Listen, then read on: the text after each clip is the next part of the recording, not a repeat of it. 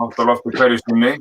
Það hefur ekki farið fram hjá neinum að atvinnuástandið á Suðurnesjum hefur verið og eins víða land en hefur atvinnuleysið verið mest á Suðurnesjum undanfarin misseri. Og núna kannski horfir til einhverja breytinga með það og annað slíkt, en til mín hef ég fengið þáttinn til þess að fjalla stöðu mála, hvað framundan, hvernig staðan í dag og hvernig sjáum við framtíðina fyrir okkur.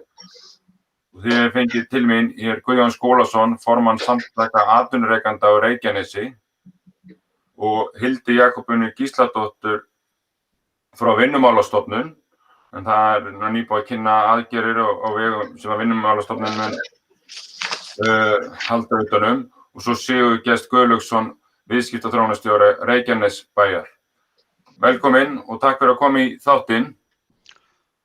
Takk fyrir. Við bara byrjum aðeins hjá þér, Hildur. Hvernig, nú hefur þú fengið allt þetta atvinnuleysi mikið beint í æð.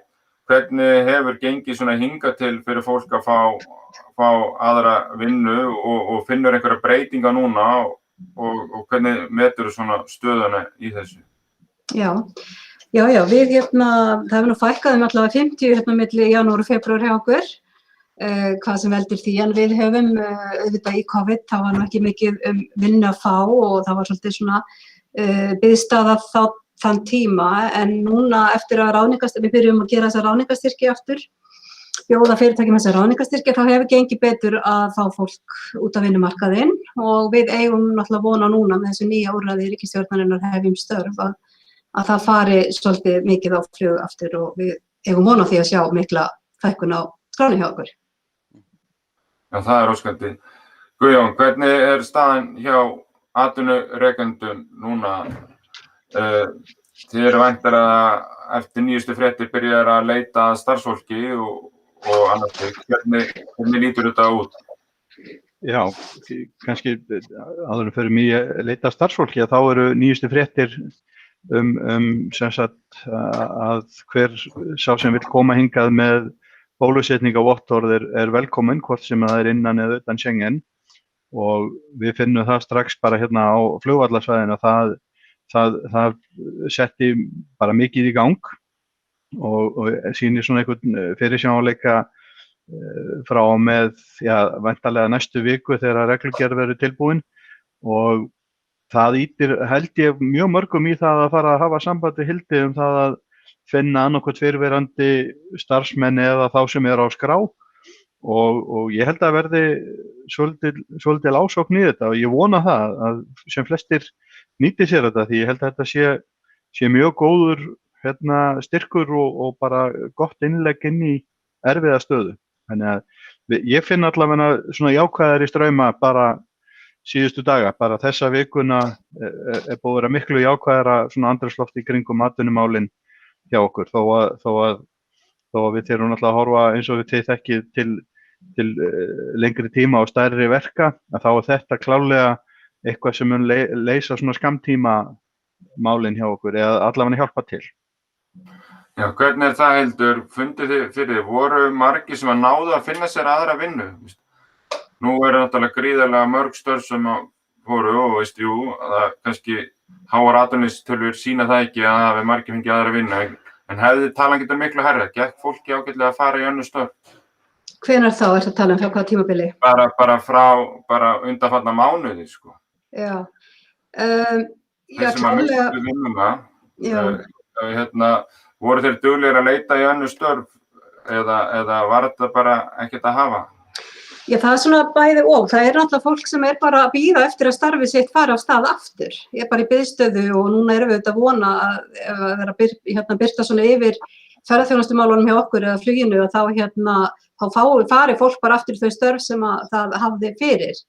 Þannig að það fólk hefur svolítið verið að bara bíða eftir því og aðrir hafa bara verið að reyna að leita mikið af vinnum og þetta margir hverja vinnu en já, fólk bara duglegt að reyna. Það algjörlega þannig. Já, það gott að heyra. En Guðjón, fundið þið eitthvað fyrir því að ykkar fólk hafi verið farið aðra eða það ekki byrjað að hafa samband? Við erum svona að þreifa fyrir okkur, þannig að við höfum fundið það að ákveðnir aðilar sem að við héldum að við getum gengið að eru búin að finna þessi vinnu. Þannig að sem er jákvætt og bara frábært að það séu þá einhverju farnir af stað. Þannig að við þurfum, eins og segi, umhverfið kannski kringu flugvöllin, sérstaklega innan flugvallar er svolítið flóknara heldur en fyrir utan flugvöllin. Það er að segja með að fá aðgang inn á völlin og bakgrunnsskoðun og hvað þetta heitir allt. Þannig að það er aðeins flóknara fyrir okkur að þetta sé allt í lagi. En við vonumst bara til að þegar við fáum kannski staðfest meira frá viðskiptavinum og við sjáum að fleiri flugfélög, og ég veit að ef Icelandair ákveður að stökkva af stað, þá gæti nú orðið bara svolítið erfitt að ná í þessa starfsmenn, sko. Já, kannski rétt að taka það fram að Guðjón er líka starfsmaður Airport Associate, sem að þjónusta flugvélar, þannig að svo að það sé sagt. En þetta kannski eins og þið komið bæði aðeins inn á, þetta tvíþætt, þetta hvernig komum við störfunum núna fljótt á stað og svo þetta kannski til lengri tíma, hvernig við höfum stabilegri vinnumarka og annað slíkt, sko. Þannig að það líklega og hópurinn sem á atvinnuskrá líklega þá náttúrulega þessi ferðaþjónustu tenging, þannig að ef við ætlum að skapa störfin hratt þá gerist það ekki öðruvísi heldur en að flugvöllurinn færi af stað. Akkurat, og það er það sem við erum í sjálfu sér bara að bíða eftir svolítið að það fara af stað svo við getum svona brugðist einmitt hratt við. Við Vinnumálastofnun verður auðvitað að gera það líka og hún verður að vera svolítið í takt við það sem er á svæðinu að vera tilbúin og geta brugðist líka hratt við. Því að þessi flugsamgöngu iðnaður, hann er hraður, það gerist allt mjög hratt þar. Þannig að við verðum bara og erum að undirbúa okkur undir að vera tilbúin þegar það fer af stað. Akkurat, og kannski við ræðum framtíðina aðeins þegar að Sigurgestur kemur aftur inn, hann hefur einhver tæknimál, þannig að hann datt út en við bara bíðum eftir honum. En við höldum aðeins það áfram í núinu með þessar aðgerðir sem að ríkisstjórnin var að kynna. Finnið þið hjá Vinnumálastofnun strax eftirspurn eftir þessu? Eru margar spurningar hjá atvinnurekendum þetta eða fyrirkomulega nokkuð skýrt og hafa atvinnurekendum mikið svigrúm eða er þessi úrræði stýrt í einhver átt eða?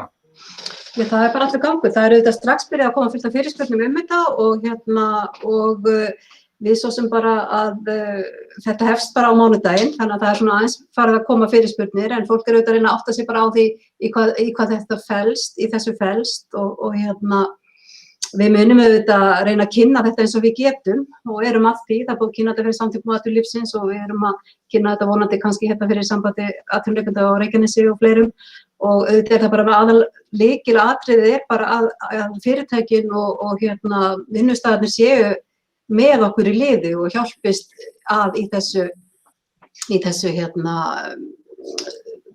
átaki. Það er náttúrulega við erum algjörlega háð því, þannig að við munum auðvitað kynna þetta eins og við getum. Og velkomin Sigurgestur aftur. Gott að sjá sér komin inn aftur. Við vorum einmitt að ræða þetta svolítið svona nútíma atvinnuleysi og svo þurfum við að horfa líka til þess að efla fjölbreytileikann til framtíðar svo að sveiflurnar og Suðurnesjum í atvinnumálum verði ekki jafn miklar. Og það er væntanlega þá stóra verkefni í ykkur hjá Reykjanesbæ, Sigurgestur, hvernig þetta kemur upp.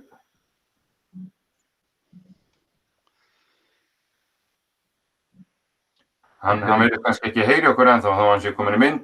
En Guðjón, meðan við býðum eftir að Sigurgestur komi og heyri það sem að í okkur, að þá langar maður að spyrja með aðgerðirnar. Eru þær skýrar fyrir ykkur og skiljið þið hvernig þær virka og sýnist að gagnast ykkur? Já, og það sem að til dæmis við hjá SAR munum gera í dag er að í raun henda link inn á okkar Facebook og til okkar félagsmanna að þetta fari í gang eftir helgi. Þannig að og það hefur nú verið þannig að atvinnurekendur eru mjög fljótir að finna út úr hvaða leiðir þetta og mér svona sýnist fljótlega að þetta sé mjög einfalt, þetta ekki flókið og ætti ekki að taka tíma, þannig og það kannski það við hvaða tímabil verið að miða og eins og mér skilst að þá þetta 6 mánuðir sem að styrkurinn til og þannig að eins og segi, ef að atvinnulífið og ferðamanna iðnaðurinn fer eitthvað á stað, þá sýnist mér þetta bara eiginlega detta svolítið á réttum tíma inn í það að ná að hjálpa fyrirtækjunum í byrjun sumars og svo fram yfir sumar, alveg kannski út september býst ég við, sko.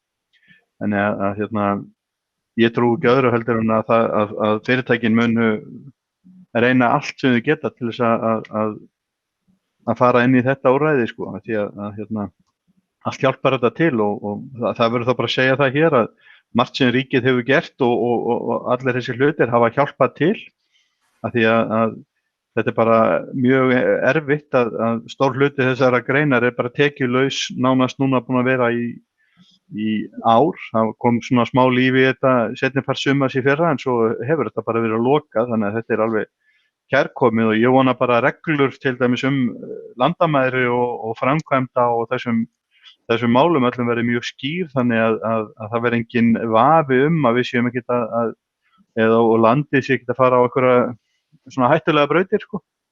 Almennar og skýra reglur skipta máli. Velkomin Sigurgestur, heyrðu í okkur? Já, heyrðu þið í mér? Já, við heyrum vel í þér. Mjög vel. Ég bjóst svo fastlega við þegar ég kem inn að við þekkum bara fyrir góðan fund og... Já, hann búinn að vera góður en hann bætist bara núna þegar þú kemur. Já, við vonum það. Okkur langaði svolítið að heyra frá ykkur í Reykjanesbæ, Sigurgestur, varðandi sko að því að við erum náttúrulega að tala það að ferðaþjónustan svo sem komið störfunum hraðast tilbaka. En hvað tekur svo við til þess að auka svona stöðuleika atvinnulífs á Suðurnesjum, þannig að Suðurnesjum þurfi ekki alltaf að taka efnahagssveiflurnar svona skarpt, sko. Þannig byrgjum brunnin kannski. Eins og hægt er. Já. Sko, það þannig að flugvöllurinn svo stór hluti af okkar efnahag. Hann sko 40% allavega af allri framleiðslu á svæðinu hægt að leiða til hans með einum hætti öðrum. Þannig að það verður alltaf rosalega erfitt að búa til eitthvað eða skapa einhverjar aðstæður þar sem hann verður ekki svona dóminerandi. En það aftur á móti hægt að, ef menn eru að horfa til með þessara karfa og eggja sem svo vinsælt að líka saman, að við ekki með þau öll í sömu körfunni, að þá kannski hægt að horfa líka til þess hvað sé hægt að byggja upp í kringum flugvöllinn sem hafi mismunandi tekjustrauma. Og við sjáum til dæmis núna þó að farþegaflug hafi stöðvast að þá hefur verið mikið að gera í fraktflugi og öðru slíku og svo náttúrulega alls konar þjónusta í kringum flugvöllinn sem í eðli sínu sprottin upp af þeirri þörf sem skapast þar sem líka hægt að útvíkka með ýmsum hætti. Þannig að við erum svona að reyna að horfa í þessa hluti ásamt því svo að fara í náttúrulega bara hefðbundnar íslenskar greinar, skoða hvað við getum gert í greinum sem að tengjast sjávarútvegi, skipaþjónustu eins og hefur komið fram og fleiri slíku. Við erum mjög spennt fyrir til dæmis allri laxeldisumræðu og þannig þáttum, en horfum til þessara hluta líka út frá þessu sem að sjávarklassinn hefur að tala að kalla þetta sko bláa hagkerfið en ekki endilega sjávarútveg eða líftækni eða annað slíkt. Þannig að nýta þessar auðlindir sem eru á svæðinu, grænu orkuna og hreinleikan og það allt saman. Já, og það kannski það sem við þurfum að horfa líka til, sko, að hvernig svona atvinnumarkaðurinn samsettur og Hildur, þú kannski sér það eitthvað hjá þér. Þetta einsleitur hópur sem varðandi menntun og svona tegundu störfum sem leitast að, eða þetta fjölbreyttur hópur? Það oft verið að tala við þurfum að auka svolítið svona störf sem krefist menntunar á Suðurnesjum og þannig og líka þessi hópur sem myndi hann að henta inn í þessa nýju greinar?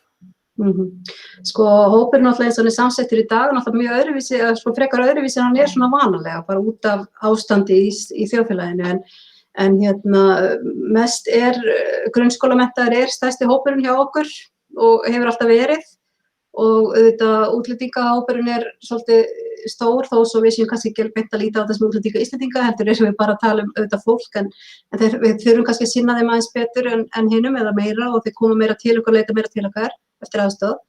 En við höfum líka verið að reyna að skoða markaðinn með einmitt Reykjanesbæ og fleirum og samband sveitarfélaga Suðurnesjum að skoða hvað í pípunum, hverjir eru framtíðaráætlanirnar, hver stefnumótunin, hvert verið að stefna og hvað ætlum við að gera til þess að reyna þá að endurmennta eða mennta fólk í þeim greinum sem að okkur vantar, til dæmis þeim sem eru atvinnulausir, sjúkraliðar eða byggingaverkamenn eða eitthvað slíkt að reyna svona að liðka til þannig að markaðurinn sé svolítið svona að við getum mett svolítið markaðið með okkar fólki. En auðvitað þetta svæði, flugvöllurinn hefur alltaf verið svo stór hluti af þessu svæði og það alltaf pínu fólk bara sem vill bara vinna þar og vera þar og bara mjög vill bara vera þar að vinna í þeirri vinnu, enda mjög spennandi og skemmtileg vinna. En við erum rétt bara vonum auðvitað að eins og kórónuveira sem kemur inn og situr alltaf á annan endan að við getum allavega gert ráð fyrir því að það gerist kannski eftir 100 ár og meðan getum við reynt að byggja upp það sem við getum talið stöðuleika á Suðurnesjunum en við allavega verðum að fylgjast með, við verðum að vera með í Syngju og við erum svona eins og gjaldmiðlum, við fylgjumst bara með hjá stofnuninni, þannig að við þurfum bara að vera alltaf í þessu samtali við sveitarfélögin. Já, það mikilvægt samtalið. Guðjón, varðandi svolítið framtíðina, ekki óhætt að segja að við getum alveg verið bjartsýn og keik hér á Suðurnesjum varðandi framtíðar möguleika í atvinnuuppbyggingu, svipað eins og Sigurgestur að nefna, þetta eru fleiri greinar og svona. Hvernig sjáu þið þetta hjá samtökum atvinnurekenda? Jú, ég held að sé svolítið mikilvægt að fólk á svæðinu og fleiri gerir sér grein fyrir möguleikunum sem eru fyrir bara blómlegan atvinnurekstur, hvort sem tengist flugi eða öðru og þetta helst allt í hendur ef að menntunarstigin og menntunarsvæðinu góð og fyrirtækin sjá að það er kannski hægt að sækja fólk á staðnum til vinnu, að þá vinnur þetta allt saman og ég held að tækifærin séu alveg gríðarleg og ég held að öll sveitarfélögin, Kadeco og allt það sem svona í gangi sýni bara að til lengri tíma þá alveg hellingur sem mjög jákvæður og það munu koma einhver fyrirtæki og þessi flugvöllurinn verður okkar svona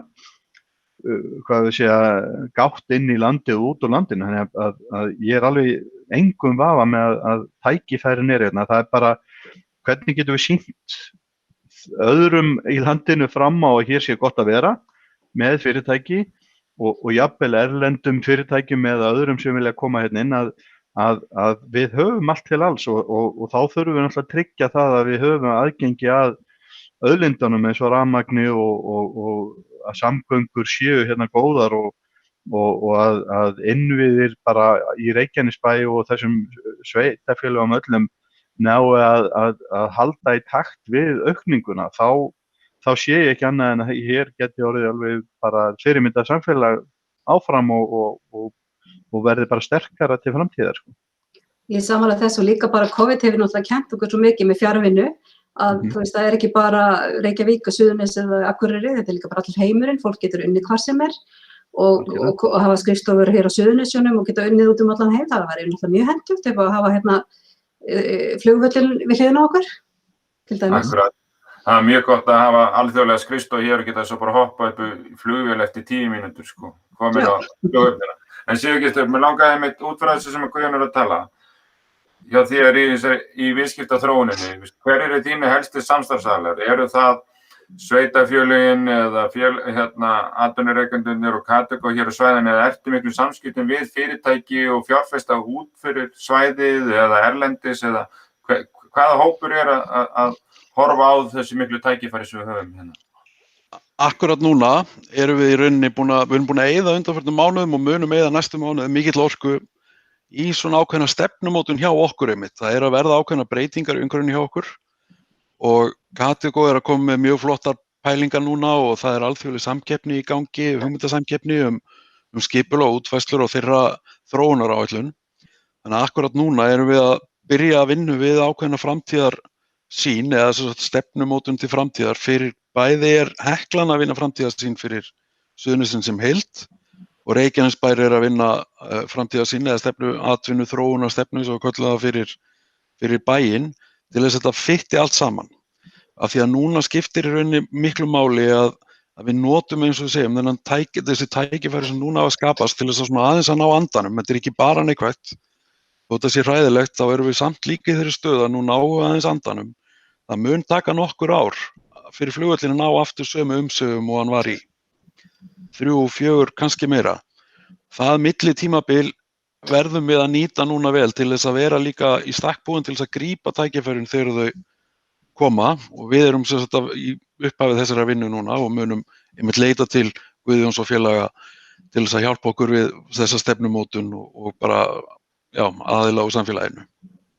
Þannig að þetta svo vinna sem við erum að leggja mest áherslu á núna ásamt því að sjálfsögðu að vera í samskiptum við þá aðila sem að leita til okkar. Við erum ekki búin að vera mjög framsækin en ekki mjög út af við undanfarið út af þessu en við sjálfsögðu þjónustum eins og verkefnum sem að koma til okkar. Akkurat. Hildur, ef við hugsaum aðeins þannig að þau gera sína stefnumörkun og sem vel, bara vita hvert vinni stefna. Hvernig þetta með menntamálin? Nú höfum nokkrar alveg öflugar menntastofnanir, bæði Fjölbrautaskólann, Keilir og Fisktækniskólann í Grindavík og Miðstöð símenntunar og svona. Hvernig hvar eigum við að setja fókusinn í menntamálunum og hvernig getum við gert betur þar til þess að mæta svona sem áskonum sem var að ræða á það? Sko, það fer alltaf svolítið eftir þessari framtíðarsýn og stefnunni sem að þeir eru að nefna hérna. Við verðum svolítið í samvinnu með það, en þegar við skoðum markaðinu við verðum að skoða svona, við vantar mikið við sjúkraliða og svona iðnaðarmenn kannski líka og hérna til þess að fara í þessi byggingaáform sem eru hérna á svæðinu og fleira. Og við höfum líka verið svolítið að mennta fólk núna í þessu atvinnuleysi þannig að það sé tilbúið að fara í til dæmis flugvöllin í svona alls konar námskeiðum sem að tengjast ferðaiðnaðinum eða fluginu og ferðaþjónustunni. Til dæmis bara eitthvað sem að þau eru í 3 mánuði eitthvað svo eru tilbúin kannski til allt vera stað. Við erum að reyna að vera svona í syngi við það sem er að gerast og það auðvitað okkar bara starf líka að fylgjast vel með hvað er að gerast og hérna þannig að já, það fer svolítið bara eftir því hvað það er og þú svo bara hafa ekkert allir áhuga á farin nám hérna. En flugumenn hafa til dæmis verið að endurmennta sig sem hafa verið hér, farið bara eitthvað allt annað, lært iðngreinar og annað og þeir geti bara verið með sitt auka fag ef eitthvað annað dettur út og svona, þannig að fólk er bara svolítið líka að hugsa sjálft svona hvað væri skynsamlegt fyrir það að gera. En nú nefndir einmitt að vera mikið af framkvæmdum framundan. Mikið af byggingaframkvæmdum, það að vera að byggja mikið upp á flugvelli og það hérna að vera að fara í vegframkvæmdir og það að vera að byggja hérna hjúkrunarheimili og við heilbrigðisstofnunum og fleira. Þetta, gagnast þetta þeim sem eru atvinnulausir í dag, gagnast þetta þjónustufyrirtækinu sem að ekki komin á fullt sving, mun þetta auka umsvifin svona? Já, ég svo sem þekki þetta en bara það sem ég hef heyrt talað hérna sem við erum svo sem ekki farin alveg í þetta samtal með atvinnurekendum en hins vegar erum við hérna búin að stofna svona fyrirtækjasvið hjá okkur þar sem við erum að fara meira í það að fara út í fyrirtækin og þannig að við erum að auka við mannskap þar þannig að við erum svona að fara svolítið í þá vinnu að svona tala við atvinnulífið og þá kannski erum við líka meira með puttan á púlsinum svona hvað það sem við þurfum kannski að leggja áherslu á. En þetta er svolítið misjafnt og þetta er líka fullt af fólki hér sem kemur að utan og vinnur hérna bara í 6 mánuði og hafa gert það meðan allavega ferðaþjónustan var í fullsving og farið svo til útlanda heim til sín og komið svo aftur. Þannig að það er líka bara fólk sem er bara í sem við kallum farandverkamenn sem er að vinna hérna við flugvöllin og við ferðaþjónustuna og fer svo bara heim á milli, sko. Þannig að það er náttúrulega stór hluti af því fólki sem að kannski bara fara núna aftur heim til sín. Og kannski að bíða til tækifæri þegar opnast aftur. Þannig að þetta er alltaf ofsalega misjafn hópur hjá okkur á skránni. Þannig að við þurfum svona alltaf að, já. Taka spila hverju sinni. En talandi með svo miklu framkvæmdur og miklu innviði sem verið að fara í, þetta bæði á varnarsvæðinu hjá flugvellinum, það að koma gagnasæstrengur og margt annað. þau fyrirtæki sem eru starfandi á svæðinu í dag, þetta ekki alveg klárlega að fara að gagnast ykkur og styðja undir ykkar starfsemi, Guðjón? Alveg klárlega og maður vænti þess að svona upp úr miðju ári til dæmis innan flugvallar að það taki til sín töluvert stóran hluta af verkafólki og í byggingariðnað og uppgreftri fyrir byggingar, þannig að ég vona því að það verði mjög svona lífilegt þar. Þannig að klárlega allt þetta hjálpa til og þetta það og kannski þessi störf sem skapast til skemmri tíma meðan að framkvæmdir eru til þess að byggja undir það sem við þurfum svo til lengri tíma. Og eins og Sigurgestur sagði, sýn til dæmis það sem að Kadeco að fara með ef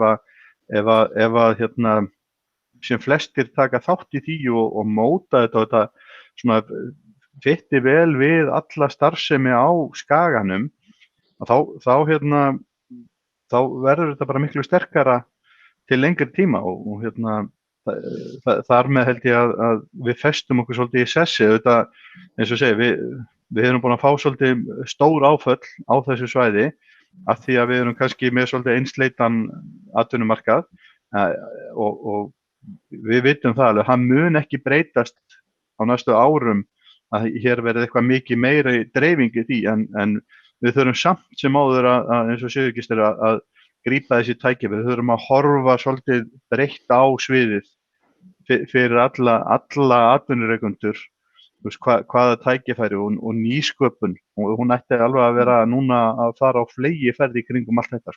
Já, ég líka svolítið að hugsa þessi tækifæri, bara þessar framkvæmdir á flugvellinum, þó að það sé kannski skammtímastörf með að byggja, en þá gerur þetta flugvellin samkeppnishæfari, þannig að það meiri líkur að þið fáið flugfélög til ykkar til þess að þjónusta.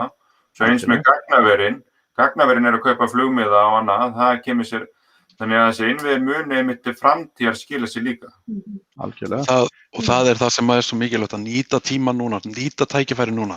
Núna er slaki, nú er hægt að gera. Nú er hægt að framkvæma á flugvellinum, nú getur HS Orka, þetta er tíminn fyrir HS Orku til að stækka Reykjanesvirkjun. Það er einmitt það sem er að gera og það er svo gott að sjá það, af því að þessi umsvif, þau leiða síðan af sér þjónustu og það allt saman, en til lengri tíma litið eins og segir verður við sterkari. Og það má ekki gleyma því, mjög gaman að segja frá því, að því þú segir gagnaverin kaupa flugmiða, þeir sögðu okkur einhvern tímann hjá Vörn að þeir voru fljótari til ásbrúar heldur en þeir voru á ákveðin gagnaverasvæði innan Englands, eða Bretlands. Því að þetta var bara Heathrow Express, svo flug til Íslands og svo önnur beygjan til hægri. Akkurat, Þetta skiptir máli, en talandi þetta, Sigurgestur, að mér finnst skorta svolítið á tenginguna á milli samfélagsins og Suðurnesjum og það sem gerist austan Reykjanesbrautarinnar. Það er fyrir ofan. Þetta er risastóra framkvæmdir. Við tölum um 25 milljarðar sem að NATO og varnarmálasamstarfið er að fjárfesta. Ísafía sem sagði upp öllu fólkinu og er að mæta í leikskólann og ná í börnin sín atvinnulaus, Hvað kemur því við að Ísafía sé fyrir 50 milljarðar framkvæmda, því þau eru atvinnulaus, Þannig að það er þetta samspil samfélagsins og þessara stóru fyrirtækja, stóru umsvif. Hvernig sjáðu þetta fyrir ykkur? Já, mér langar að bæta aðeins ofan á þetta. Þegar við erum að gangi í gegnum svona tímabil eins og núna, þá er mjög hættulegt að atvinnuleysi, því að það er svo mikil gleðitíðindi fyrir mig í því að sjá blæðinguna stöðvast. Sama hvað gerist núna, þá erum við alla að upplifa tíma þar sem að atvinnuleysi er ekki að aukast. En við vorum búin að vera að horfa á það að aukast hvert af öðru og þetta voru ekki allt saman störf sem voru á flugvellinum. Heldur var það þannig að þjónustan í kringum þetta allt saman, hún var að dragast saman líka. Þess vegna er þetta svo mikilvægt að fyrir þann sem misti vinnuna í hinum greinunum að þetta haldist áfram. Þannig að menn kaupi áfram pulsu og sjoppunni og það allt saman. Þetta eru allt saman störf, þetta eru hinir hlutar hagkerfisins sem við þurfum að halda gangandi af því að eins og Hildur var að segja, við þurfum að vera tilbúin að bregðast við þegar að kallið kemur, þá þarf samfélagið að fungera. Þannig að þetta er mjög mikilvægt. Og núna þegar kallið kemur, Hildur, einmitt, og við ætlum að leita, er mikið að fólkinu farið að landi brott? Þurfum við að fara að kalla fólki tilbaka núna? Nei, myndi nú ekki segja það.